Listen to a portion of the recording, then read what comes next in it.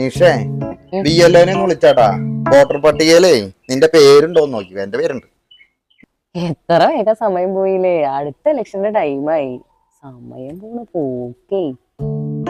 ഏട്ടനറിയോ, എനിക്ക് 18 വയസ്സായപ്പോഴാണ് ഞാൻ ഫസ്റ്റ് മറ്റേ ഈ ഇലക്ഷൻ ആദ്യം വന്നത്, അസംബ്ലി ഇലക്ഷൻ. അതിനാണ് ഞാൻ ആദ്യമായിട്ട് വോട്ട് ചെയ്തത്. എന്താലേ 18 വയസ്സിൽ ആദ്യമായിട്ട് വോട്ട് ചെയ്യാൻ പോയി അല്ലേ? പിന്നെ എല്ലാരും 14 വയസ്സിലാണല്ലോ വോട്ട് ചെയ്യാൻ പോലെ. അതല്ല, ഒന്ന് ആലോചിച്ചോക്ക്. 18 വയസ്സില് നമുക്ക് അതൊരു പക്വതയുടെ ഒരു മാനസികമായ അല്ലേ, നമുക്ക് തീരുമാനം എടുക്കാൻ പറ്റണം എന്നുള്ളതുണ്ടാവും അല്ലെ. ഈ 18 വയസ്സിലൊക്കെ വോട്ടിങ് വെക്കണത്. 18 വയസ്സിലെ വോട്ടിങ്, 18 വയസ്സിലെ മറ്റേ നമ്മുടെ ഡ്രൈവിംഗ് ലൈസൻസ് അല്ലേ. അതെ.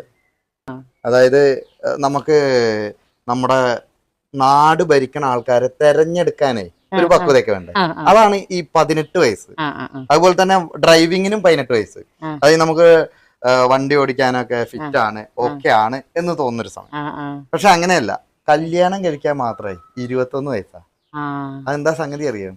ഒരു പെണ്ണിനെ ഒന്ന് നിയന്ത്രിച്ചിട്ട് വീടൊക്കെ ഒന്ന് ഇങ്ങനെ അടുക്കും ചിട്ടയിലാക്കണമെങ്കിൽ കുറച്ചും കൂടെ സമയം വേണം. സംഗതി മനസ്സിലായ? അതായത് ഒരു നാട് ഭരിക്കുന്ന ആളെ തെരഞ്ഞെടുക്കണേക്കാ പണിയുണ്ട് ഒരു വീട് ഭരിക്കണ പെണ്ണിനെ തെരഞ്ഞെടുക്കാൻ.